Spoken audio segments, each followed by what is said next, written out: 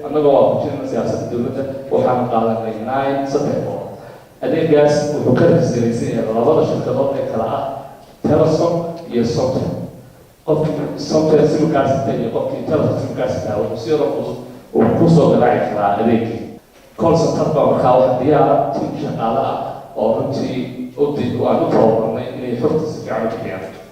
barnaamijkan uu xalka ka jiray wasiirka wasaaradda ganacsiga warshadaha dalxiiska jamhuuriyadda Soomaaliland ayaa adeega xogsiye oo ujeedada loo aasaasay ay tahay in qof kasta oo muwaadina oo ganacsato ahi ama se kamid ah dadweynaha dalka jamhuuriyadda Soomaaliland uu la socon karo macluumaadka warbixinaha ku saabsan xogaha liisamada ay bixiso wasaaradda ganacsiga dalka jamhuuriyadda Soomaaliland. munaasabada lagu daafuriyay barnaamijkaasi ayaa waxa ka qayb galay gudoomiyaha rugta ganacsiga Soomaaliland xubno kamid ah agaasimayaasha guud ee dalka mudan iyo mas'uuliyiin kala duwan iyo sidoo kale shirkadaha dalka ka howlgala ee dhinaca ganacsiga. ugu horreyn halkaasi waxaa ka hadlay agaasimayaasha guud ee wasaaradaha ganacsiga injineer Cabdiraxmaan Maxamed Abideeq, maalgashiga Marwo Deeqa Cabdi Yuusuf, banka dhexe Axmed Xasan Carwo, waxaanay ka warrameen muhiimadan iyo sidoo kale waxtarka uu adeega xogsiya u leeyahay ganacsiga dalka jamhuuriyadda Soomaaliland. haddii aynu in yar wax ka sharaxno sida magaceedaba ka cad waa xog ay bixinaysaa information kaasoo maxay ahayd ku taxalluqa amba ku saabsan sidii warbixin loo heli lahaa iyadoo marka la adeegsanayo aaladaha communicationka. wasaaradda ganacsiga iyo warshadaha iyo dalxiisku waxay leedahay one stop shop. one stop shopkaasi wuxuu ka caawiyey ganacsatadii reer Somaliland ee ku daali jiray amba ku wareegsan jiray markii hore sidii kolba wasaaraddu tagi jiray. waxaa laga yaabaa imika 20 minute amba wax ka yar in qofka reer Somaliland amba ganacsatadii inuu liisanka ku qaato iyadoo wasaaraddu taa ka duulaysa waxay mar walba ku helaan si ay wax walba u sii fududeyn lahayd dadka stakeholderska amba customerska ku xidhana ay u heli lahaayeen hawl fududeed. xogsiyana waa aalad kale oo dadkii markaa maxay ahaydeen one stop shop ka socota oo iyadoo dadka caawinaysa. waxa weeyaan wasaaradda horumarinta maalgashiga iyo wasaaradda ganacsigu waa labada wasaaradood ee iskugu dhow xagga wada shaqaynta dawladda marka laga hadlayo. aad iyo aad baan maanta ugu hambalyeynaya in ay ku biiraan habka technology-ga casriga ee imika la adeegsanayo. dadkana waxaad moodaa in ay tamartii ka soo yaraanayso. qof walba wuxuu jecel yahay sariirtiisa isagoo jiifa, kursigiisa isagoo fadhiya, isagoo aan dhaqaaqin inuu xogtana miiska dushiisa ku helo. marka waxaan leeyahay wasiir Saachin iyo agaasimaha haddii aad maanta ilaahay idin waafajiyay in dadkeenii jeclaan fadhiga loogu adeegay in dawladda laftarkeedu ka qayb qaatay in fadhiga ugu adeegto aad iyo aad baan idinku hambaleynayaa.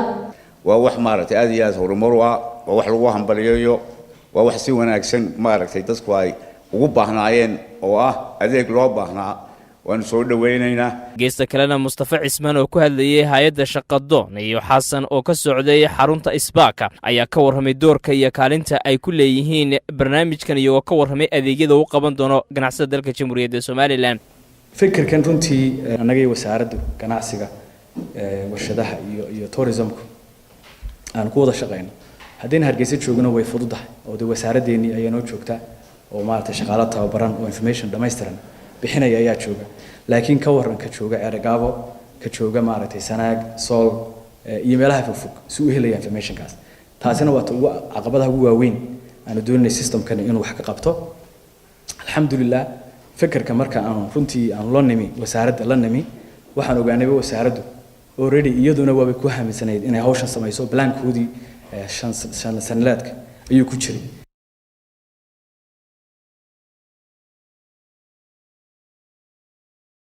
Ibrahim iyo Barkhad oo kamid ah mas'uuliyiinta wasaaradda ganacsiga warshadaha dalxiiska Soomaaliland ayaa iyaguna sharaxaad ka bixiyay barnaamijka adeega xogside. gudoomiyaha rugta ganacsiga jamhuuriyadda Soomaaliland mudane Jamaal Caydid Ibrahim ayaa soo dhaweeyay barnaamijka xogside. runtii waa barnaamij qiimo leh oo kulli wasaaradda iyo rugta ganacsiga wada shaqayn baa ka dhaxaysa xoogan xiriir wanaagsan oo waanu leenahay. marka waa barnaamij ay soo kordhiyeen oo u fududeynaya ganacsatada sidii ay ula xiriiri lahayd wasaaradda. mustaqbalka waa laga yaabaa intaasoo gobol in dhammaantood abdaal maxay rugta ganacsiga ama wasaaraddu aan ka furana xafiisyada iminka furan adeegaanu gaadhsiino oo ay kaba hawl yaraato in halkan la yimaado xaggaa laga qaato taasaa muhiima. محمود حسن سعد ساجين وزيرك وزارة ganacsiga warshadaha dalxiiska Jamhuuriyadda Soomaaliland ayaa isaguna si qoto dheer u sharaxay barnaamijka xogsida iyo sidoo kale waxyaabaha ay wasaaraddu hirgelisay. Programkani mid aad u muhiim weeyaan sidii shaqada ganacsatada loogu fududeyn lahaa. Waxaan filayaa inuu noqon kii u horeeyay una dambeeyay. waxani waa process ama moogtahay hab yani wax lagu gaaro waxa had iyo jeer ay u baahan tahay process in had iyo jeer lagu daro kolba wax oo kor loo qaado sidoo uu sheegay agaasimaha guud ee banka dhexe durbaba updating in la sameeyo ayaa jirta wala inoo tilmaamay waxyaabaha kale moogtahay updating u baahan waxa weeyaan demand badan baa yimaada sida waqtigu socdo wax cusub baa soo kordha waxa cusubna moogtahay waa fudaydin siyaada ay keentaa in kolba markii aan aragnay in fudaydin siyaada u baahannahay aan halkii ka sii wadno gabagabadiina wasiirka wasaaradda ganacsiga warshadaha dalxiiska Jamhuuriyadda Soomaaliland ayaa xadhiga ka jaray adeega xogside oo ka mid noqon doona adeegyada kala duwan ee ay wasaaradda ganacsiga warshadaha dalxiiska Jamhuuriyadda Soomaaliland ay u qaban doonto ganacsatada dalka.